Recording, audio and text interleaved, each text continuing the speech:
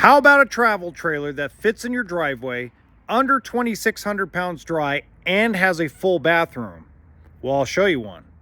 Welcome to HBRV Lifestyle. They call me the Honey Badger because I give it to you straight and transparent about the RV business. This is a 2024 Forest River Rpod Classic 171. It is a very cool small travel trailer, has a great layout. It's 19 feet in total length and weighs less than 2,600 pounds dry. Now, if this is the first time that you've seen my channel, when I do a walkthrough video, it's about 7 to 10 minutes, and I go through every part of the unit, walking around it without a bunch of sound effects, no special effects, no weird editing. It's just you and me talking. Okay, so let's get started. First off, manual tongue jack, which can be obviously upgraded to a power tongue jack. 5-gallon propane tank, and an area to put 2 group of 24 12-volt batteries. It has 4 total crank down stabilizers, 2 in the front, 2 in the back. And if you have a 3/4 inch socket and a cordless, it sure makes it easier to put those jacks down. Now, if we go to the weight sticker, we're gonna zoom in real quickly. This particular one I have here weighs 2,589 pounds dry, and it is 19 feet tip to bumper. So you can fit it pretty much in almost every driveway, okay? Now, if we go to this sticker right here, it gives you GVWR. The gross vehicle weight rating is 4,725 pounds with an axle ratio of 4,400. And it's on 15-inch tires. So most of the time, if you have a 4,500 to 5,000 pound tow capacity, you're perfect, okay? Now, most dealerships would be willing to sell it to you if you have a 3,500 pound tow capacity. I'll explain that in just a minute, okay?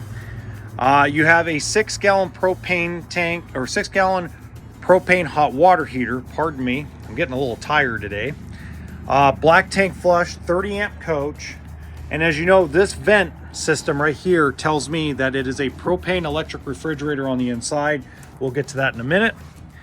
This is the super majority of your storage. This big, wide pass-through storage that actually sneaks under the bed, which you'll see a little bit later.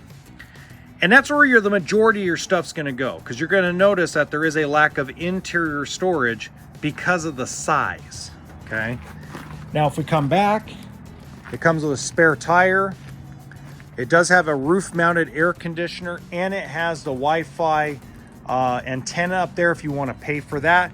Take a second look here on the pass-through storage. In fact, we'll kind of go underneath, like you can see almost into the unit, right? So that's a huge storage space. You got outside outlets, and you have your outside shower. Now, the outside shower on most of these, when they're like this, are only going to be cold water only, no hot water. And then it's got Asdale fiberglass. And then right over here, you have your prep for a solar plug. So you can buy one of those trickle charger briefcases. And that's all you really need on a small travel trailer like this. You don't need roof-mounted panels for this unit because there isn't a lot to it, okay? Because when we go inside, now we just got this factory fresh, so there's stuff like the sink covers and stuff on the ground. We just checked it in, so it's probably a little dirty. Booth dinette turns into a bed to sleep up to 2 people. This is your cabinet space right here. That's where you're gonna put your pots, pans, bowls, and plates. And then everything else is going to go in that pass-through storage, like utensils and things like that. 2-burner stove, nice round 1-piece sink, so you can wash, big pots in there, chili, pozole, tortilla soup, some of my favorites. Now, like other Rpods that I've done, other small teardrop type travel trailers, I always tell you the dinette table is your countertop extension. So pretty much you have to think that the dinette and the kitchen space are one prep area for cooking. Because if you only think about this part right here and you don't include that you have that tabletop, it's going to seem like there's absolutely no room to cook in here. Okay, so you have to kind of think outside of the box with that. GFI outlet here for like your, if you want to get a blender or some kind of electrical device. Convection microwave. And then you got a little bit of storage underneath there for an access to your plumbing. Probably some more pots and pans, plates, things of that nature. Now, I'm going to lift up one cushion because I can already tell you that this cushion right here has a Phillips head screw. So that means there's a water tank or something of importance under there. But see, if it has a hole like that, it means you can store stuff underneath the dinette. Now, I don't normally show this, but I'm going to show it anyway this time. So you got some area there for blankets, clothes. That's important. Probably clothes, suitcases, something like that's going to go underneath there. Propane electric refrigerator with a small little freezer up here. That's my preferred refrigerator. I mean, I don't have a problem with 12 volt, guys, because some people go, well, you must hate 12 volt fridges. No, I don't hate them. This is just my preferred fridge. I'll sell 12 volt all day. This is what people complain about, the wet bath. But the problem is, I'd rather have the wet bath than no bath.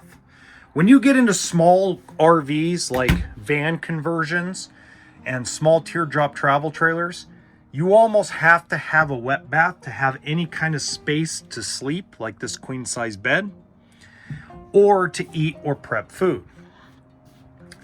Now, one thing I will cover real quickly, I covered in a previous video, is I get asked, what about the beast mode package? I don't order them with beast mode anymore because let me tell you about beast mode. I like the idea of independent suspension, but the guys that buy that stuff don't typically buy a conventional travel trailer. They're going to buy, one last look on the interior. They're going to buy the independent stuff.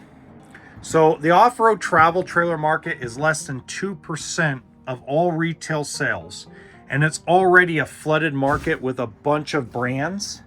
Let's take another look on the outside.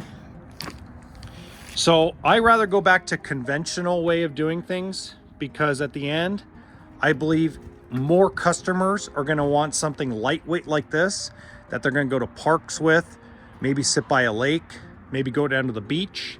They're not going to be doing the deep terrain overland type of stuff. But can you add it at the factory? Absolutely. It costs you some money, but you can add independent suspension on any small travel trailer as long as you're willing to spend the money. Okay. Now, if you have any questions, let me know in the description box below. Has all my contact information, including my email, my Facebook, everything of that nature. Also, want to let you know in the top right hand corner is another Rpod walkthrough video, and please don't forget to hit the like button and subscribe to the channel.